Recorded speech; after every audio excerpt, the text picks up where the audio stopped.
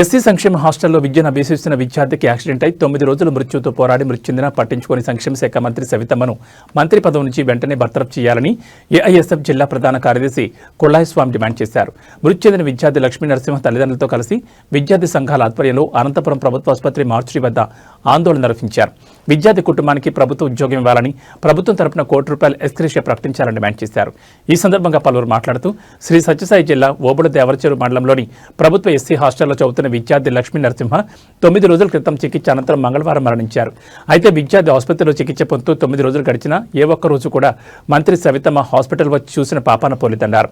మెరుగైన వైద్యం కోసం బెంగళూరుకు, హైదరాబాద్కు తీసుకువెళ్లండని తల్లిదండ్రులు వేడుకున్నప్పటికీ అధికారులు, పాలకులు పట్టించుకోకపోవడం దారుణమన్నారు.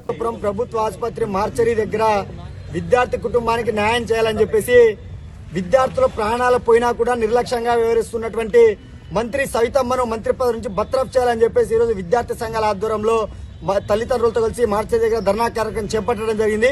ఇదే సత్యసాయి జిల్లా ఓడిసి మండలంలో ప్రభుత్వ ఎస్సీ హాస్టల్ నందు 9వ తరగతి చదువుకున్నటువంటి లక్ష్మీ నరసింహ, 8వ తరగతి చదువుకున్నటువంటి భార్గవ్ అనే 2 విద్యార్థులు హాస్టళ్లలో ఉంటూ మరి స్కూల్కి వెళ్లి చదువుకుంటా ఉన్నారు.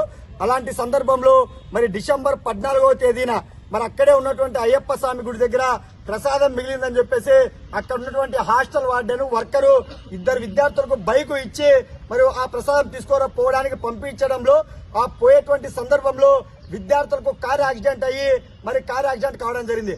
అందులో ప్రభుత్వ కదిరి హాస్పిటల్లో ప్రభుత్వ ఆసుపత్రిలో చికిత్స పొందుతూ ఉంటే 9వ తరగతి చదువుకున్నటువంటి లక్ష్మీ నరసింహ అనేటువంటి విద్యార్థి మరి చాలా తీవ్రంగా ఉంది, పరిస్థితి విషమంగా ఉందని చెప్పేసి అనంతపురం సర్వజన ఆసుపత్రికి చేరిస్తే ఒక రోజు తర్వాత మరి సూపర్ స్పెషాలిటీ హాస్పిటల్లో మరి చేర్చడం జరిగింది. ఈ రోజు ఉదయం తెల్లవారుజామున 7 గంటలకు విద్యార్థి మరణించడం జరిగింది. అంటే మరి దాదాపు 9 రోజులు గడుస్తా ఉన్నా కూడా విద్యార్థి కనీసం మెరుగైన వైద్యం అందుతా ఉందా లేదా?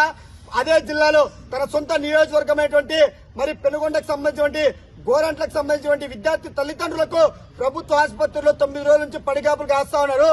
వాళ్ళ తండ్రికి 6 మంది సంతానం కలిగిన పిల్లలు ఉన్నారు. మరి పెద్ద కొడుకు కనీసం వాళ్ళ ఇంట్లో కూలి పనికి వెళ్తేనే ఈ రోజు ఇంట్లో ఉన్నటువంటి ఆహారం అందుతుంది.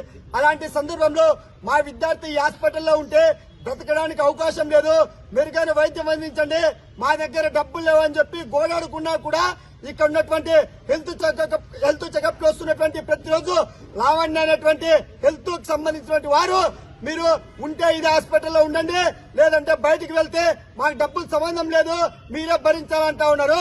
ఇదే మంత్రి సవితమ్మ తన సొంత నియోజకవర్గంలో విద్యార్థికి యాక్సిడెంట్ అయితే ఇంతవరకు కలెక్టర్లలో ఫోన్ ద్వారా మరి మేము కలెక్టర్ కి ఫోన్ చేశాం, అక్కడ ఉన్నటువంటి ఎస్పీకి ఫోన్ చేశాం, అక్కడ ఉన్నటువంటి డీడీకి ఫోన్ చేశాం. వాళ్ళు వెళ్లారు, హాస్టల్ వార్డెన్ ను సస్పెండ్ చేశారు, వర్కర్ ని సస్పెండ్ చేశారని చెప్తున్నారు.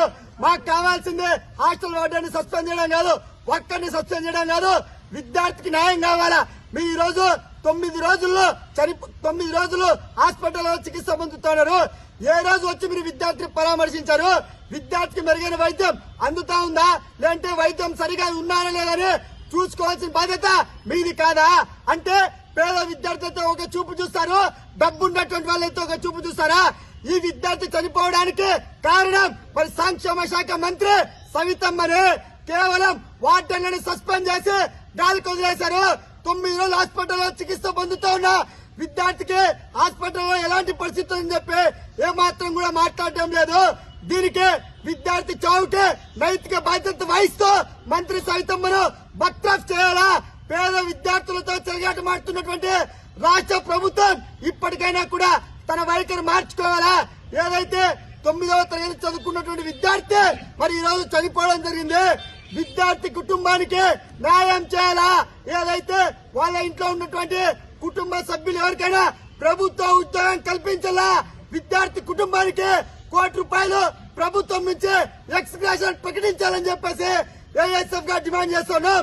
ప్రభుత్వం స్పందించేంత వరకు ఈ హాస్పిటల్ దగ్గర నుంచి బాడీని కదలనివ్వం. తల్లిదండ్రులు కూడా ఇక్కడే ఉన్నారు. ప్రభుత్వ అధికారులు ఇక్కడికి రావాలా, సంక్షేమ శాఖ మంత్రి ఇక్కడికి రావాలా, వచ్చి సమాధానం చెప్పేంత వరకు ఇక్కడి నుంచి కదల లేదని చెప్పేసి ఏఎస్ఎఫ్ గా హెచ్చరిస్తా ఉన్నాం.